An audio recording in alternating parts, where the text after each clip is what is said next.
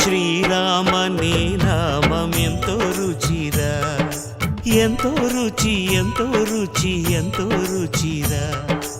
ఓ రామ నీ నామం ఎంతో రుచిరా, ఎంతో రుచి ఎంతో రుచి ఎంతో రుచిరా.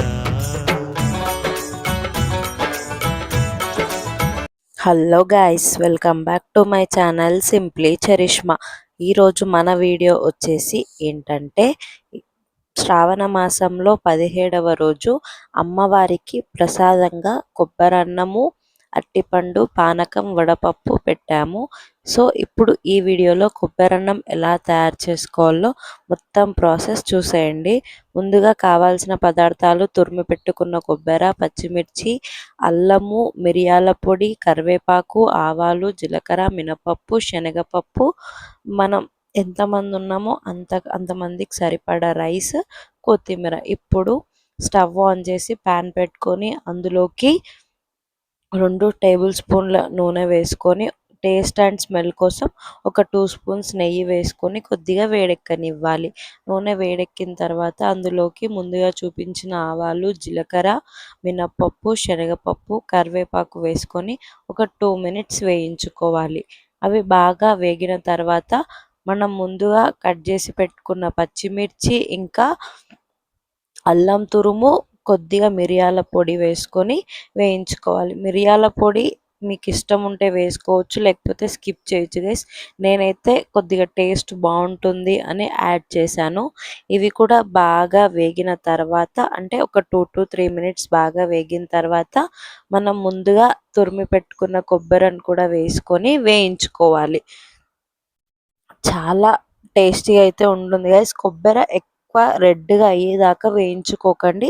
ఒక 1-2 మినిట్స్ ఆర్ 3 మినిట్స్ వేయించుకోండి, ఎందుకంటే కొబ్బరి తొందరగా రెడ్గా అయిపోతుంది. సో ఎక్కువసేపు వేయించుకోవాల్సిన అవసరం లేదు. ఒక 2 to 3 మినిట్స్ వేయించుకొని అన్నీ బాగా వేగిన తర్వాత మనం ముందుగా చల్లారబెట్టుకున్న రైస్ని కూడా వేసి బాగా మిక్స్ అయ్యేలాగా కలుపుకోవాలి. ఉప్పు మాత్రం రైస్ వేసిన తర్వాతనే ఎంత సరిపోతుందో చూసి అంత వేసుకోండి గైస్. ముందే వేసుకున్నాం అనుకో తక్కువ అవుతుంది, లేకపోతే ఎక్కువ అవుతుంది. సో రైస్ వేసుకున్న తర్వాతనే సాల్ట్ వేసుకోండి, సరిపడా సాల్ట్.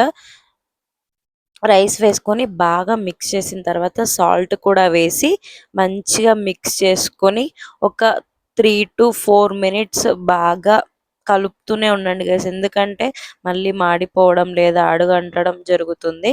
సో బాగా మిక్స్ చేసుకొని స్టవ్ ఆఫ్ చేసుకునే ముందు పైన కొద్దిగా కొత్తిమీరతో గార్నిష్ చేసుకొని స్టవ్ ఆఫ్ చేసుకుంటే మన కొబ్బరన్నం అయితే రెడీ అయిపోయింది గైస్. చాలా అంటే చాలా టేస్టీగా కుదిరింది. మీకు వీడియోలో ఏమైనా డిస్టర్బెన్స్ ఉంటే ఏమనుకోకండి, ఎందుకంటే వీడియో తీయడానికి ఎవ్వరు లేరు. నేను ఒక చిన్న సెటప్ చేసి తీసాను అనమాట. సో మీకు మధ్యలో ఏమన్నా కనిపించకపోతే నేను చెప్పిన ప్రాసెస్లో అయితే చేసేయండి. చాలా అంటే చాలా మంచిగా కుదిరింది గైస్ ప్రసాదం.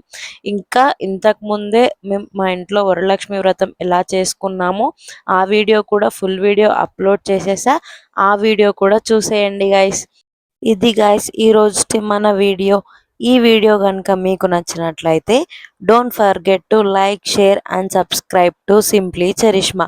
ఇంకొక మంచి ప్రసాదంతో అయితే మీ ముందుకు వస్తాను. అంతవరకు స్టే ట్యూన్. Thank you.